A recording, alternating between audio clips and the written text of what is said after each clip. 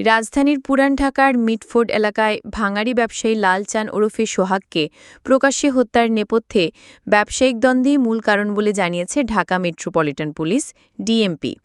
শনিবার ১২ July DMP media সেন্টারে আয়োজিত সংবাদ সম্মেলনে এসব তথ্য জানান লালবাগ বিভাগের উপপুলিশ কমিশনার ডিসি মোহাম্মদ জসিম উদ্দিন।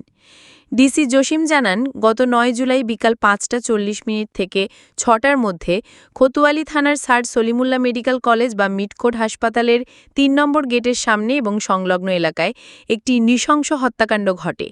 বহু লোক একত্রিত হয়ে মোহাম্মদ সোহাগকে নির্মমভাবে আঘাত করে হত্যা করে। ঘটনার খবর পেয়ে তাৎক্ষণিকভাবে পুলিশ ঘটনাস্থলে পৌঁছায় এবং সেখান থেকেই দুজনকে গ্রেপ্তার করে।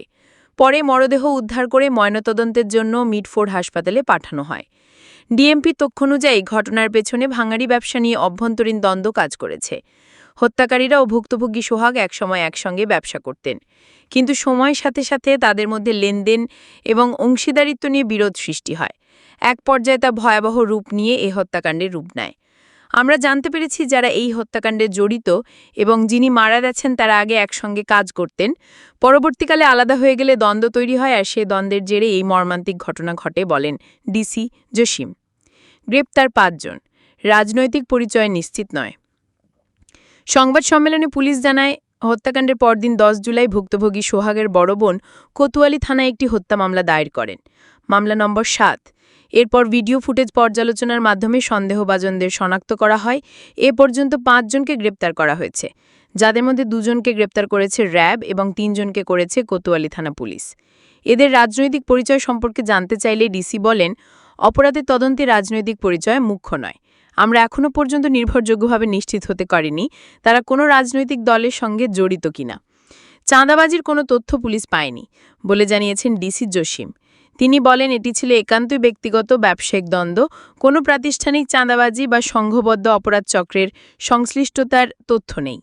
প্রকাশ্যে এ ধরনের হত্যাকাণ্ডে পুলিশি টহল বা আগাম ব্যবস্থা ছিল কিনা এমন প্রশ্নের জবাবে ডিসি বলেন, ঘটনার মাত্র ১০ মিনিটের মধ্যেই পুলিশ সেখানে পৌঁছায় এবং তাৎক্ষণিকভাবে ২ জনকে গ্রেপ্তার করা হয়। বিষয়টি আমরা অত্যন্ত গুরুত্ব সহকারে নিয়েছি।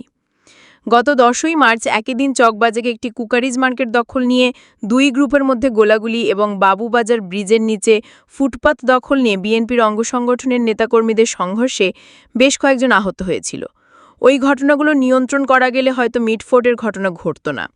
এমন প্রশ্নের উত্তরে লালবাগের ডিসি জসিম উদ্দিন বলেন, ওই দুটা ঘটনায় পৃথক ২টি মামলা দায়ের করা হয়েছিল। একটি ঘটনায় ৪ জন এবং আরেকটি ঘটনায় ৮ জনকে গ্রেপ্তার করা হয়েছিল। আমরা এসব বিষয়কে রাজনৈতিক দৃষ্টিকোণ থেকে দেখতে চাই না।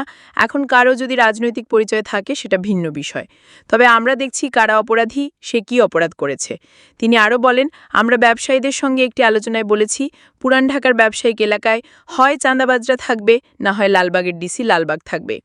আমরা কোনো চাঁদাবাজ বা সন্ত্রাসীদের ছাড় দেব না।